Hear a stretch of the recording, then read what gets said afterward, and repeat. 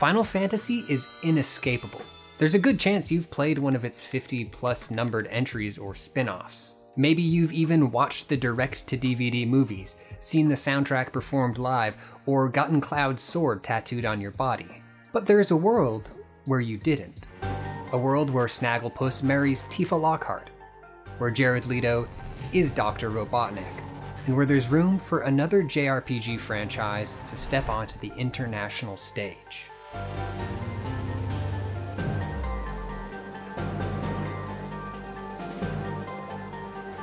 Final Fantasy hit the Super Famicom in 1987. The turn-based fantasy RPG was designed by the talented and notably impulsive designer Hironobu Sakaguchi. He created a world full of monsters, magic, and yes, crystals. The game's visual identity was forged by veteran manga artist Yoshitaka Amano, who would later be replaced by the big shoe man himself, Tetsuya Nomura. Composer Uematsu would create iconic fantasy fanfare with lingering notes of psychedelic rock. The game sold 500,000 copies in Japan, which in a vacuum is pretty good. But the game didn't live in a vacuum. It lived in the shadow of Dragon Quest. Released in 1986, Dragon Quest was the original JRPG, and it had sold 1 million copies in just 6 months. It was helmed by an iconic trio: creator Yuji Horii, manga superstar Akira Toriyama, and classically trained composer Koichi Sugiyama. While Sakaguchi was prone to chasing his fancies, Horii's guiding star was reliability. He put his design philosophy in simple terms. When we design the game, it's just like driving a car. When you're driving a car, you don't really get concerned about how to control the car itself. You just enjoy the drive. 2 years later, Dragon Quest III also moved 1 million units. But this time, they did it in 1 day. On that same day, 300 Dragon Quest-obsessed students were arrested for truancy, giving rise to an enduring urban myth that the Japanese government had banned the release of Dragon Quest games on school days. Enix and Nintendo made plans to bring the Dragon Quest craze to America in 1989. American audiences didn't bite, and they had to give away 1 million unwanted copies. Final Fantasy's debut the next year sold even worse. Enix and Square didn't totally give up on these markets, but they did give up on localizing every new entry. I mean, what was the point? American audiences just don't like JRPGs.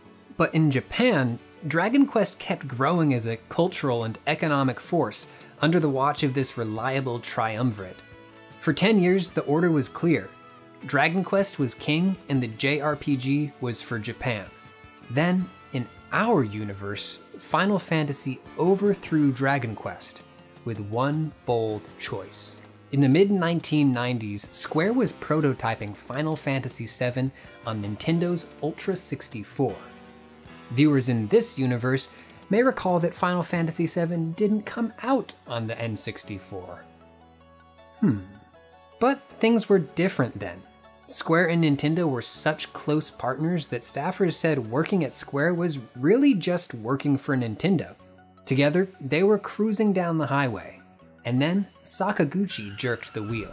Square was struggling to get a stable demo ready for the Space World Expo. They were worried that the N64 wouldn't be powerful enough to make the game they wanted to make.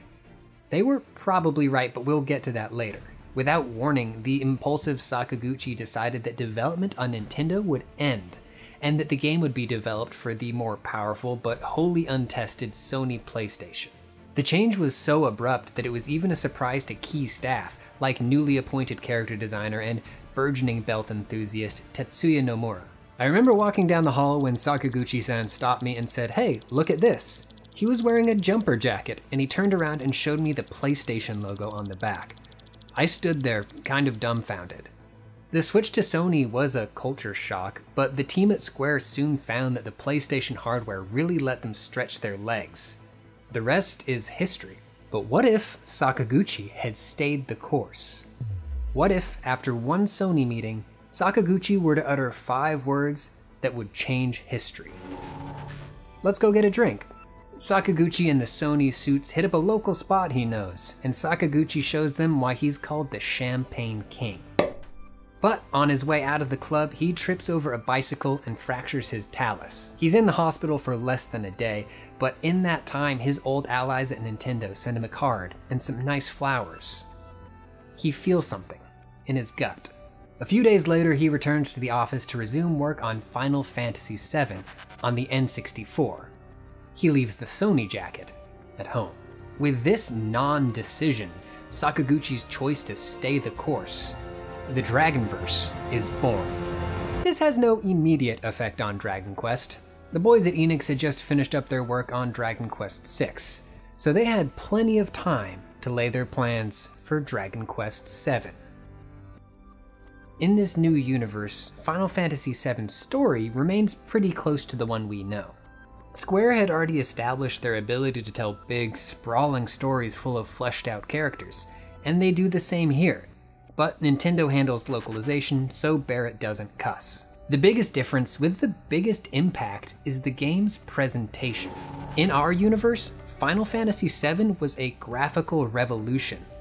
Plenty of JRPGs had epic storylines and sweeping scale, but they still relied on the player's imagination to fill in the gaps. But why imagine when you have a PlayStation? And unlike the N64, Sony's console had a dedicated sound chip and video encoding and could fit a whole bunch of megabytes on its compact discs. The Final Fantasy VII we know was built to take advantage of this. It had detailed pre-rendered backdrops, dynamic 3D battle scenes, rich layered music compositions, and shiny full-motion video cutscenes. In the Dragonverse, most of that stuff is off the table. Square has a tough time squeezing the performance they need out of the N64. To save on the polygon count, they invent the Paper Mario approach 3 years early. The characters are rendered as flat sprites moving over a rudimentary 3D background. It's a step forward for the franchise, but it's not a graphical revolution. Uematsu also has a tough time composing for the N64. He has to shelf some of his more complex pieces with high-quality samples and layered instrumentation. He pockets One Winged Angel for a later project. Without the PlayStation's built-in video chip, Square pares back their plans for lengthy cutscenes. The team chooses to prioritize the first act. We still get the iconic sweeping zoom in on Midgar, but certain emotional moments have to be puppeted in-engine with the simple sprites. Aside from a little difference in emotional weight, the lack of cinematics takes big marketing opportunities off the table. In our universe, the game's slick CGI cutscenes were a ready-made sizzle reel. TV spots full of explosions, motorcycles, and world-ending meteors played during Conan. Backed by Papa Sony's unheard-of $40 million marketing budget, Final Fantasy VII would become the first JRPG to sell 1 million copies in America. But in the Dragonverse, the American release of Final Fantasy VII goes a little differently. For starters, the unusual naming strategy Nintendo had been using for the Western releases rolls on. In our universe, Sony hit reset on that mess, but in the Dragonverse, if you tell some nerd online that you like Final Fantasy IV, they'll be like, "Oh, you mean Final Fantasy VII?" All told, Final Fantasy IV on the N64 does okay. Without the expensive marketing blitz and the built-in spectacle of a console defection, it's just the next Final Fantasy game. In America, it moves a disappointing 210,000 units in 6 months. Perhaps it's time for Dragon Quest to strike. 3 years later, Enix releases Dragon Quest VII for the PlayStation. It looks and plays like the previous Dragon Quest with some minor cosmetic upgrades. It is exactly the same game in both universes, selling over 3 million copies in Japan and a paltry 200,000 in the United States. Dragon Quest misses the mark in America. But maybe next time. Back in our universe, Final Fantasy VII's explosive success was just the beginning of Square's rise. They were the first studio to crack the JRPG market internationally, but they're not infallible yet. In 1997, the ambitious company opened Square Pictures in Honolulu. While Square plowed through production on Final Fantasy VIII and IX, the new studio got to work on their first feature film, 2001's Final Fantasy: The Spirits Within. The production broke new ground in photorealistic CGI, but it also went horrifically over budget. and then it crashed and burned at the box office. It took a massive cash injection from Father Sony, along with the excellent sales of Final Fantasy X and Kingdom Hearts, to save all of Square from oblivion. Not just save them, Kingdom Hearts made them ugly rich. In 2003, a financially healthy Square merged with Enix, and Square Enix was born. The now allied rivals established a new order. Dragon Quest is king in Japan, but Final Fantasy rules the world. In the Dragonverse, Final Fantasies 8 and 9 are unremarkable. They skipped the US release of 8, so our culture is never haunted by the idiotic brilliance of the sword gun. Square's film ventures begin as they did in our world, but without the bailout money from Daddy Sony, Square is hit hard by the box office massacre. Square Pictures folds, meaning they never finished the final flight of the Osiris short film for the Animatrix anthology, and a teenage Pat never witnesses the splendor of a perfectly rendered CG butt. In 2001, Square is forced into a round of layoffs and relocates to a smaller office. Morale is not good. To atone for his failures, Sakaguchi resigns. Later that year, he resurfaces at Sega. They put him to work on a little title called Sonic RPG. It expands and codifies the Sonic lore, features an even greater emphasis on crystals and gems, and turns Ivo Robotnik into one of the most feared and desired villains in game history. Eventually, he will be portrayed on the silver screen by Jared Leto. Anyways, the game extends the life of the Sega Dreamcast and reaffirms Sakaguchi as a game dev wizard. A discouraged Uematsu also jumps ship to try something new. A lifelong fan of pro wrestling, he said that his original dream was to be a pro wrestler. So he tries that. He makes his in-ring debut on the Japanese indie circuit as the One-Winged Angel. Unfortunately, his entrance theme is the only thing people remember about him. Tetsuya Nomura's Kingdom Hearts is a different animal altogether. In our universe, Square's partnership with Disney began as a literal elevator pitch, enabled by the fact that the two companies shared an office building. In the Dragonverse, Square has relocated to a cozy space 2 floors below Warner Bros., and they're able to secure the license to all your favorite Hanna-Barbara stars. In the seminal GameCube action RPG, you play as Ichi, a spiky-haired young boy voiced by Anakin Skywalker himself, Jake Lloyd. On his magical, world-hopping quest, he exorcises a demon-corrupted Fred Flintstone, witnesses the apparent death of Boo Boo, and arranges a sexy date between Snagglepuss and Tifa Lockhart. I'm not saying this is any weirder than our Kingdom Hearts, but without the name recognition of Disney's pantheon, the game is a flop. For now, things are looking bleak at Sony too. The absence of their killer system seller cuts deep, and they retreat from the console market after getting trounced by the Dreamcast 2. Crash Bandicoot goes to live on a farm upstate. Let's check in on the game we named this universe after. Dragon Quest is still doing what Dragon Quest does. In our 2004, they bent just a bit to the expectations Final Fantasy had set and gave Dragon Quest VIII a third-person combat system with actual animated avatars. In the Dragonverse, their reliable trio sees no need to mess with the successful formula, so the game still looks like this. It sells 5 million units. In the universe we all know as reality, Square continued to break the boundaries of traditional JRPG mechanics throughout the early aughts. Final Fantasy XI was an MMO that employed a real-time combat system. The mechanics were changing, but the game still felt unmistakably Final Fantasy. But in the Dragonverse, the changes are hardly as measured. A now console-agnostic Final Fantasy enters what we call the Wandering Years. Uematsu and Sakaguchi are gone. Nomura is depressed. Within Square, there's no quorum on what Final Fantasy is or what it should be, so they chase trends, plugging light RPG elements and extravagant belts into any genre that will host them. They try out a fantasy stealth action joint, a kart racer, and a minigame collection on the Nintendo Wii. In 2006, Final Fantasy XII finds success as an alternate history World War II shooter with a dusting of magic and crystals. From then on, that's just what Final Fantasy is. The void left in the international JRPG market doesn't just affect Japanese games. A lot of game designers cite Final Fantasy VII as an early influence. The moment Aerith got boo-booed made us cry, but it also seeded the idea that maybe games should make us cry. BioWare's co-founder Greg Zeskuk called Final Fantasy VII the first really emotionally engaging game he played. Without its influence, BioWare keeps making crunchy, tactics-based CRPGs. Mass Effect still comes out, but it has no conversation wheels, and you can't fuck. In our 2012, Dragon Quest X launched in Japan as an MMO. In the Dragonverse, it doesn't. Without Final Fantasy XI popularizing console MMORPGs, there's just not much demand. But Hori does come up with a new kind of dragon. This one is yellow.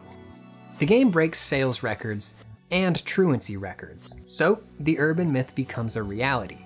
The Japanese government actually does pass a law banning the sale of all video games on weekdays, which sucks. Playing a new game is more fun when you're supposed to be doing something else. And then Kingdom Hearts comes back.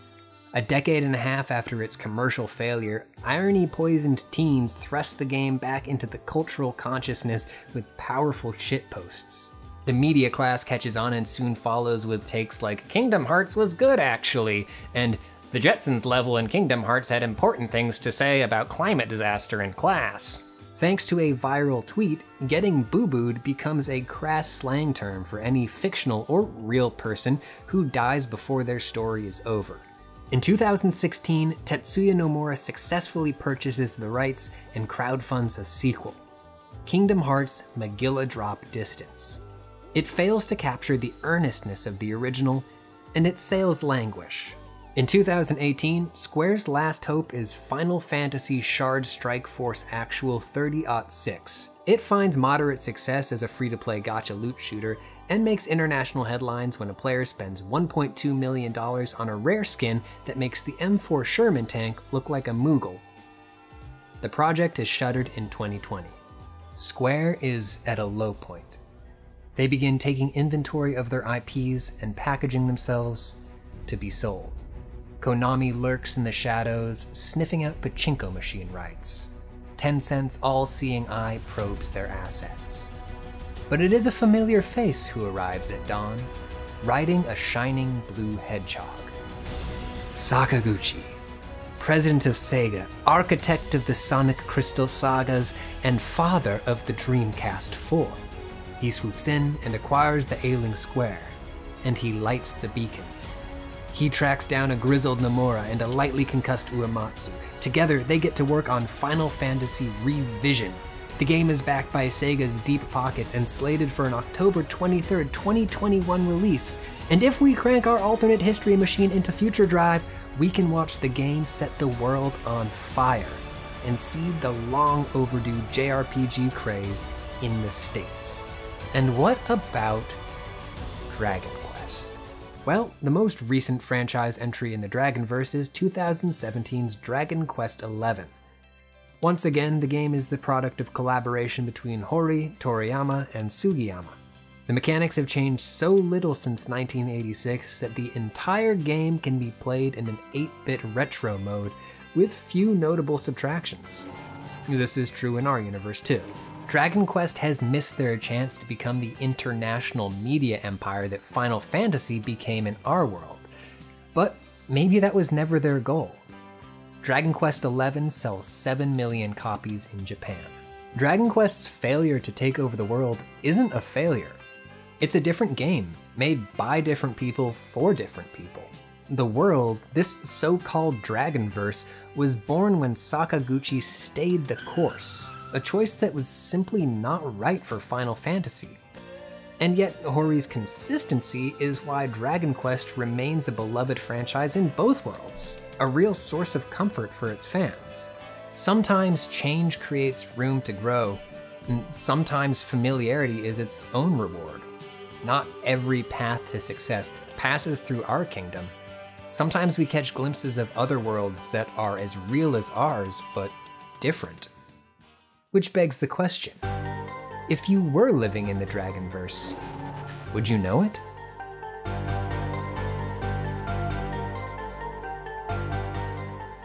just wanted to say a really massive, big, special thank you to Matt Leone and the entire Guides team who put together the Final Fantasy VII oral history, which pretty much all of the really specific anecdotal stuff in here was based on. That's on our website, and it will be linked somewhere around here, and you should go check it out.